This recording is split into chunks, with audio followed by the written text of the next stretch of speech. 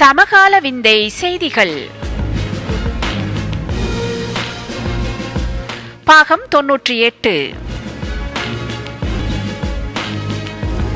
மீள் சுழற்சி தொட்டியில் வசிக்கும் பேராசிரியர். குப்பை தொட்டியில் வாழ்வதற்கு யாராவது விரும்புவார்களா? அதுவும் அமெரிக்காவில் வசிக்கும் ஒருவர் குப்பை தொட்டியில் தனது நாட்களை கடத்துவது பற்றி கனவிலேனும் யோசித்திருப்பாரா? ஆனால் அமெரிக்காவை சேர்ந்த பல்கலைக்கழக பேராசிரியர் ஒருவர் குப்பை தொட்டியில் வசித்து வரும் தகவல் பலரையும் ஆச்சரியத்தில் ஆழ்த்திவிட்டது. சம்பவம் பற்றி தெரிய வருவதாவது, அமெரிக்காவில் உள்ள பல்கலைக்கழகத்தில் கடமையாற்றும் பேராசிரியரான வில்சன் என்பவர் பொதுமக்கள் சாதாரண வாழ்க்கையை விரும்புகின்றார்களா என்பதை ஆய்வு செய்வதற்காக குப்பை தொட்டியில் ஒரு வருட காலம் வாழ்வதற்கு தீர்மானித்துள்ளதுடன் குப்பை தொட்டி ஒன்றை வீடாக மாற்றி சுமார் 7 மாதங்களாக வாழ்ந்தும் வருகின்றார். இவருடைய குப்பை தொட்டி வீடானது 36 சதுர அடி அளவினை கொண்டுள்ளது. குப்பை தொட்டி வாழ்க்கையில் மிகவும் கடினமான விடயம் வெப்பத்தை தாங்கிக் கொள்வதே ஆகும். எவ்வித அடிப்படை வசதிகளுமற்ற இவ்வீட்டில் வெப்ப காலத்தில் 45 பாகை செல்சியஸ் வெப்பமும் குளிர்காலத்தில் 5 பாகை செல்சியஸ் வெப்பமும் காணப்படுகின்றதாம். மேலும் மலசல கூடத்திலிருந்து வரும் நாற்றத்தையும் பொறுத்துத்தான் ஆக வேண்டும். எனினும் அவருடைய ஆராய்ச்சிக்கான புதிய வழிமுறைகளை கண்டுபிடிப்பதில் ஆர்வமாக இருக்கின்றார். ஆரம்பத்தில் இவருடைய இந்த திட்டத்தை பலரும் நிராகரித்தனர். இருந்த போதிலும் திட்டத்தை கைவிடாமல் முயற்சித்து தற்போது தன்னுடைய ஆய்வின் முடிவு கட்டத்தில் இருக்கின்றார். இப்பேராசிரியருக்கு இவ்வாறானதொரு எளிமையான வாழ்க்கை பிடித்திருந்தால் அவர் மேலும் ஒரு வருடம் குப்பை தொட்டியிலேயே தனது காலத்தை கழிக்கலாம் என்று அந்நாட்டு ஊடகங்கள் செய்தி வெளியிட்டுள்ளன. அடடா, குப்பை தொட்டிக்குள்ளும் சொகுசான வாழ்க்கைதானே வாழ்கிறார். இந்த அளவுக்கு வசதியை குப்பை தொட்டிக்குள் ஏற்படுத்த முடியும் என்றால் இதில் வாழ்வதில் ஒரு அசௌகரியமும் இருக்காதே. ஒரு தனி மனிதன் வாழ்வதற்கு உகந்த இடமாகத்தான் இருக்கிறதே இந்த குப்பை தொட்டி. பொறுத்திருந்து பார்ப்போம், இதிலிருந்து பேராசிரியர் வெளியே வரப்போகிறாரா அல்லது வாழ்வை இதிலேயே தொடரப்போகிறாரா என்று. கருணை கொலை செய்யுமாறு பிள்ளைகளிடம் கெஞ்சும் பெற்றோர். பெல்ஜியத்தை சேர்ந்த தம்பதியினர் ஒருவர் தங்களை கருணை கொலை செய்யுமாறு பிள்ளைகளிடம் கோரிக்கை விடுத்துள்ளது சோகத்தை ஏற்படுத்தியுள்ளது. பெல்ஜியம் தலைநகர் புருசல்ஸில் பிரான்சிஸ் அனி என்ற தம்பதியினர் தங்களது 3 பிள்ளைகளுடன் வசித்து வருகின்றனர். புற்றுநோயால் பாதிக்கப்பட்ட பிரான்சிஸ் கடந்த 20 வருடங்களாக சிகிச்சை பெற்று வருகின்றார். தற்போது அவருக்கு கண் பார்வை மங்கியதுடன் செவித்திறனும் குறைந்து வருவதால் எந்நேரமும் அவர் இறக்கலாம் என்ற பீதி தம்பதியினருக்கிடையே எழுந்துள்ளது. எனவே தங்களை கருணை கொலை செய்யுமாறு பிரான்சும் ஆனியும் பிள்ளைகளிடம் தெரிவித்ததை அடுத்து அவர்களும் உரிய மருத்துவர்களை தேடி வருகின்றார்கள். ஆனால் பெல்ஜியமில் கடந்த 2002ஆம் ஆண்டு கருணை கொலை செய்வது சட்டத்தால் அனுமதிக்கப்பட்டது என்பது குறிப்பிடத்தக்கது. முடியாமல் போக முன் போய் சேர வேண்டும் என்று நினைப்பது அவர்கள் எண்ணத்தில் சரிபோல தெரிந்தாலும் வெளிந்து மரணத்தை பிடிக்க நினைப்பது ஒரு வகையில் பிழைதான். அவர்கள் பெற்ற பிள்ளைகள் ஏன் மாற்று வழியை யோசிக்க கூடாது? மனசு இருந்தால் எதுவும் முடியும். ஆரோக்கியமான மாற்று வழிகள் பிறக்க பிரார்த்தனை செய்வோம். மைக்ரோவேவில் ஐபோன் சார்ஜ், சோகத்தில் பலர். சமையல் அறையில் உணவை சூடாக்கும் மைக்ரோவேவில் ஐபோனை வைத்தால் பேட்டரி சார்ஜ் ஆகிறது என்ற வதந்தி இன்டர்நெட்டில் தீயாக பரவி வருகிறது. இதுபோல ஏற்கனவே iOS 7 அப்டேட் செய்தால் தண்ணீரில் போட்டால் கூட ஐபோன் பழுதாகாது என்ற வதந்தியை நம்பி பலர் தமது ஐபோனை தண்ணீரில் போட்டு பார்த்தார்கள். தற்போது பரவியுள்ள வதந்தியை நம்பிய சிலர் தமது ஐபோனை மைக்ரோவேவில் வைத்து சூடாக்கி பார்த்துள்ளார்கள். இவ்வாறு செய்த அனைவரது போனும் வெடித்து எரிந்துவிட்டது. அதிலும் குறிப்பாக ஐபோன் 6 பேட்டரிகளை சார்ஜ் செய்ய மைக்ரோவேவில் போட்டு சிறிது நேரம் சூடாக்கினால் போதும், அது முழு அளவில் சார்ஜ் ஆகிவிடும் என்று இன்டர்நெட்டில் வதந்திகள் வந்தது. இதனை நம்பி பலர் தாம் புதிதாக வாங்கிய ஐபோன் 6 மைக்ரோவேவில் போட்டு சூடாக்கியுள்ளார்கள் என்றால் பாருங்களேன். ஐபோன் 6 தற்போது சுமார் 600 பவுண்ட்களுக்கு விற்கப்பட்டு வருகிறது. காசு கொடுத்து வாங்கி கரியாக்கியவர்கள் பலர். இதனால் இப்படி செய்ய வேண்டாம், செய்தால் உங்கள் போன் எரிந்து நாசமாகிவிடும் என்று ஆப்பிள் நிறுவனமே செய்தி வெளியிடும் அளவு நிலைமை சீரியஸாக மாறிவிட்டதாம். இவையெல்லாம் விளம்பர உத்திகள். இதனை எல்லாம் நம்பி நடைமுறையில் முயற்சி செய்தால் விளைவுகள் விபரீதத்தை தான் தரும். காசை கரியாக்குவது என்று கேள்விப்பட்டிருப்பீர்கள். அதனை இப்படித்தான் பார்க்கலாம் போல் தெரிகிறது. எதிலும் கவனம் தேவை. விளம்பரங்கள் சொல்வதை எல்லாம் செய்தால் விளைவு மோசமாகிவிடும். அளவுக்கு அதிகமாக பச்சை மீனை தின்ற சீனரது வயிற்றில் நாடா புழு உருவாகியது. சீனாவை சேர்ந்த ஆடவர் ஒருவர் கடும் வயிற்றுவலி மற்றும் உடல் முழுவதும் ஏற்பட்ட அரிப்பு காரணமாக குவாங்சோவில் உள்ள மருத்துவமனையில் அனுமதிக்கப்பட்டார். அங்கு மருத்துவர்கள் அவரது உடலை ஸ்கேன் செய்து பார்த்தபோது அவரது வயிற்று பகுதி முழுவதும் நாடா புழு காணப்பட்டது. இதை பார்த்த மருத்துவர்கள் கடும் அதிர்ச்சி அடைந்தனர். அப்போதுதான் அவர் அளவுக்கு அதிகமாக பச்சை மீனை உணவாக உண்டது தெரிய வந்தது. இதனால் தான் அவரது உடலில் நாடா புழு உருவாக நேர்ந்தது என மருத்துவர்கள் கண்டுபிடித்தனர். சீனாவின் சுசி மெனுவில் ஒன்றாக இந்த பச்சை மீன் உணவு இடம் பிடித்துள்ளது. மிகவும் விலை உயர்ந்த மற்றும் ருசியான உணவாக பச்சை மீனை அங்கு பலரும் விரும்பி சாப்பிடுகின்றனர். தரமற்ற பச்சை மீனை உண்டால் ஒட்டுண்ணி நோய் ஏற்பட்டு உயிரிழக்க நேரிடும் என்று அந்நாட்டு மருத்துவர்கள் எச்சரித்த போதிலும் சீனர்களின் நாக்குத்தான் கட்டுப்பட மறுக்கிறது. எது எதை எப்படி எப்படி சாப்பிட வேண்டும் என்ற முறை வரையறை இருக்கும் போது அதனை தங்கள் பாட்டுக்கு சாப்பிட்டால் இப்படித்தான் நோய் ஏற்படுவதற்கான இடத்தை நாங்களே கிருமிகளுக்கு கொடுத்து விடுவோம். அநேகரின் விருப்பமான உணவாகவும் சுசி உணவு இருப்பதாலும் வாயை கொஞ்சம் இதில் ஈடுபாடு உடையவர்கள் கட்டுப்படுத்தித்தான் ஆக வேண்டும். 16 வருடங்களாக 41 நாளுக்கு ஒருமுறை தோல் உரியும் பாம்பு இளைஞன். இந்தோனேசியாவை சேர்ந்த இளைஞன் எரி விபோவா வினோதமான நோயால் அவதிப்பட்டு வருகிறான். அவனது உடலில் உள்ள தோல் 41 நாளுக்கு ஒரு முறை உரிகிறது. எரித்ரோடெர்மா என்று அழைக்கப்படும் சிவப்பு தோல் நோயால் அவதிப்படும் இந்த இளைஞன் தனது உடலில் உள்ள பாம்பு தோல் போல் காணப்படும் தோலை 41 நாளுக்கு ஒரு முறை உரித்து விடுகிறான். அது மட்டும் அல்லாமல் 1 மணி நேரத்துக்கு ஒரு முறை நீரில் மூழ்கி எழுந்தால் தான் அவனால் உயிர் வாழவே முடியும் என்பதால் நாள்தோறும் நீரில் மூழ்கி வாழ்கின்றான். மேலும் தனது தோல் சுருங்காமல் இருப்பதற்காக 3 மணி நேரத்துக்கு ஒரு முறை உடலில் திரவம் ஒன்றையும் தடவிக்கொள்கின்றான். அவ்வாறு தடவாவிட்டால் அவனது உடல் சிலை போலாகி விடுகின்றது. இதனால் அவனால் நகரக்கூட முடியாது. இந்த நிலை நீடித்தால் அவனால் பேசக்கூட முடியாது. கடந்த 16 வருடங்களாக அவன் இப்படித்தான் உயிர் வாழ்ந்து வருகின்றான்.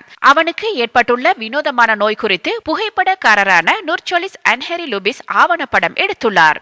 அதில் அவனுக்கு தலை முதல் கால் வரை உடல் முழுவதும் பாம்பு தோல் காணப்படுவதாக லுபிஸ் கூறியுள்ளார். பார்ப்பதற்கு உடலில் தீக்காயம் ஏற்பட்டது போல் அது காட்சியளிப்பதாகவும் அவர் தெரிவித்துள்ளார். ஆனால் மனதால் விபோவா எந்த விதத்திலும் பாதிக்கப்படவில்லை. தனது சொந்த ஊரில் சராசரி வாழ்க்கை வாழ்ந்து வரும் அவன் மற்றவர்களைப் போல் அன்றாட உணவையும் சாப்பிடுகின்றான். ஆனால் அவனது உடல் தான் அவனுக்கு பெரும் சிரமத்தை தருகிறது என்று அவனது குடும்பத்தினர் வருத்தத்துடன் தெரிவித்துள்ளனர். அவனுக்கு ஏற்பட்ட இந்நோய்க்கு தங்களால் எந்த சிகிச்சையும் அளிக்க முடியாது என மருத்துவர்கள் அவனது பெற்றோரிடம் தெரிவித்துவிட்டது குறிப்பிடத்தக்கது. இந்த பையனுக்கு எவ்வளவு கஷ்டமான ஒரு நிலை. ஒரு சிறு காயத்தை கூட எங்களால் ஏற்றுக்கொள்ள முடியாமல் இருக்கிறது. 16 வருடங்களாக அவதிப்படும் இந்த பையனின் நிலை எப்படி இருக்கும் கற்பனை செய்ய கஷ்டமாக இருக்கிறது. எந்த விதத்திலும் பாதிப்பு இல்லாமல் சராசரி மனிதனின் வாழ்க்கையை வாழ்கிறான் என்பது ஆரோக்கியமான செய்தி. எல்லாமும் நிறைவாக பெற்றிருக்கும் நாம் இறைவனுக்கு நன்றி சொல்வோம். எபோலா குணமடைந்தவர்களின் இரத்தம் கள்ளச்சந்தையில் விற்பனை. எபோலா நோய் தொற்று தாக்கி மருத்துவமனைகளில் அனுமதிக்கப்பட்டு உரிய சிகிச்சைக்கு பின்னர் குணமடைந்தவர்களின் இரத்தம் கள்ளச்சந்தையில் விற்கப்படுவதாகவும் இதற்கு ஆப்பிரிக்க நாடுகளில் கடும் கிராக்கி ஏற்பட்டுள்ளதாகவும் உலக சுகாதார நிறுவனம் அறிவித்துள்ளது. லைபீரியாவில் எபோலா ஒழிப்பு பணியில் ஈடுபட்டு வந்த அமெரிக்காவை சேர்ந்த சமூக சேவகரான டாக்டர் ரிச்சர்ட் சக்ரா என்பவரையும் சமீபத்தில் எபோலா நோய் தொற்று பற்றிக் கொண்டது. உடனடியாக லைபீரியாவில் இருந்து விமானம் மூலம் அவர் அமெரிக்காவுக்கு ஏற்றி செல்லப்பட்டார். அங்கு அவருக்கு தீவிர சிகிச்சை அளிக்கப்பட்டது. மருத்துவ சிகிச்சை நீங்களாக அவருக்கு 1 மாதம் முன்னதாக எபோலா நோய் தொற்றுக்காக சிகிச்சை பெற்று பூரண குணமடைந்த மற்றொரு அமெரிக்கரான டாக்டர் கென் பிராண்ட்லி என்பவரின் ரத்தமும் டாக்டர் ரிச்சர்ட் சக்ராவுக்கு ரத்த மறுசுழற்சி முறை மூலம் செலுத்தப்பட்டது. இந்த சிகிச்சையை அடுத்து டாக்டர் ரிக் சக்ரா தற்போது பூரண குணமடைந்து விட்டதால் எபோலா தாக்கி உரிய சிகிச்சை பெற்று குணமடைந்தவர்களின் ரத்தமானது எல்லா கொடிய நோய்களையும் குணப்படுத்தும் ஆற்றல் வாய்ந்தது என்னும் நம்பிக்கை ஆப்பிரிக்க மக்களிடையே தற்போது வேகமாக பரவி வருகிறது. இதனால் எபோலா தொற்றுக்காக சிகிச்சை பெற்று குணமடைந்தவர்களின் ரத்தத்தை எவ்வளவு விலை கொடுத்தாவது வாங்கி சேமித்து வைத்துக் கொள்ள அந்நாட்டை சேர்ந்த பல பணக்காரர்கள் தயாராக உள்ளனர். இந்த தேவை அதிகரித்து வருவதால் எபோலா தாக்கி சிகிச்சை பெற்று குணமடைந்து வீடு திரும்பியவர்களை தற்போது தரகர்கள் தேடிக்கொண்டிருக்கின்றார்கள். அவர்களது இரத்த பிரிவு உள்ளிட்ட விவரங்களை சேகரித்துக் கொண்டு அந்த இரத்த வகையை சேர்ந்த செல்வந்தர்களிடம் இந்த தரகு கும்பல் பெரும் தொகைக்கு பேரம் பேசி அதில் ஒரு சிறிய தொகையை ரத்தம் விற்பனை செய்யும் நபருக்கு அளித்துவிட்டு இதை போன்ற கள்ளச்சந்தை வியாபாரத்தின் வாயிலாக லாபம் சம்பாதித்து வருவதாக உலக சுகாதார நிறுவனம் அறிவித்துள்ளது. அதேவேளையில் இதை போன்ற நபர்களிடமிருந்து பெறப்படும் ரத்தத்தை செலுத்திக் கொள்பவர்கள் உரிய முறையிலான மருத்துவ கண்காணிப்பை தொடர்ந்து பெற தவறினால் எந்த நோயையும் தாக்குப்பிடிக்கும் ஆற்றல் வாய்ந்தது என்று ஆப்பிரிக்க மக்கள் கருதும் இதே இரத்தம் புதிதாக செலுத்திக் கொள்பவர்களின் உயிரையே பறித்துவிடும் வாய்ப்புகள் அதிகம் உள்ளதாகவும் உலக சுகாதார நிறுவனத்தின் டைரக்டர் ஜெனரல் மார்கரெட் சான் எச்சரித்துள்ளார். ஆகா, இது கூட வியாபாரமாகிவிட்டதா? ஒரு பக்கமாக உயிர் அச்சுறுத்தல், மறுபக்கமாக பாதிக்கப்பட்டவர் பிழைத்துக் கொண்டால் அவர் இரத்தம் கூட முதலீடாக மாறிவிடுகிறது. போட்டி என்பது இதிலும் ஆகிவிட்டதா? பொறுத்திருந்து பார்ப்போம் என்ன நடக்கிறது என்று. 40,000 கடிதங்கள் பொதிகளை விநியோகிக்காமல் வீட்டில் வைத்திருந்த தபால் ஊழியர் கைது. 40,000 கடிதங்கள் மற்றும் பொதிகளை உரியவர்களுக்கு விநியோகிக்காமல் தன்வசம் வைத்திருந்த குற்றச்சாட்டில் அமெரிக்காவை சேர்ந்த தபால் ஊழியர் ஒருவர் கைது செய்யப்பட்டுள்ளார். புரூக்ளின் நகரை சேர்ந்த ஜோசப் புருகேட்டோ என்பவரே இவ்வாறு கைது செய்யப்பட்டவர் ஆவார். 67 வயதான இந்நபரின் வீடு, கார் ஆகியவற்றிலிருந்தும் கடிதங்களும் பொதிகளும் கைப்பற்றப்பட்டுள்ளன. இவற்றின் மொத்த எடை 1 தொன்னுக்கும் அதிகமாகும் எனவும் அக்கடிதங்களில் சில 2005ஆம் ஆண்டுக்குரியவை எனவும் அதிகாரிகள் தெரிவித்துள்ளனர். ஜோசப் புருகேட்டா தபால்களை விநியோகிக்காமல் இருந்தமைக்கு கடுமையான பனிப்பொழிவு போன்ற மோசமான காலநிலை எதுவும் காரணமாக இருக்கவில்லை. அவர் எந்த காலநிலையிலும் தபால்களை விநியோகிப்பது குறித்து கரிசனை கொள்ளவில்லை என விசாரணை நடத்திய அதிகாரிகள் தெரிவித்துள்ளனர். அனுமதி அளிக்கப்படாத வாகனம் ஒன்றில் தபால் பொதிகள் சிலவற்றை புருகேட்டாவின் மேலதிகாரிகள் கண்டுபிடித்ததை அடுத்து அவர் மீது முதலில் சந்தேகம் ஏற்பட்டதாம். அதன்பின் புருகேட்டா குறித்து விசாரணை நடத்திய போதுதான் தனிப்பட்ட காரணங்களால் பல மாதங்களாக தபால்களை விநியோகிக்காமல் இருந்ததாக அவர் ஒப்புக்கொண்டார் என அதிகாரிகள் தெரிவித்துள்ளனர். பின்னர் தேடுதல் நடத்திய போது சுமார் 40,000 கடிதங்களும் பொதிகளும் கைப்பற்றப்பட்டுள்ளன. தற்போது ஜோசப் புருகேட்டா அமெரிக்க தபால்துறை சேவையிலிருந்தே இடைநிறுத்தப்பட்டுள்ளார். 40,000 கடிதங்களில் எத்தனை அதிமுக்கியமான கடிதங்கள் இருந்தனவோ? முழுவதுமாக நம்பித்தானே மக்கள் தபால் சேவையை நாடுகின்றனர்.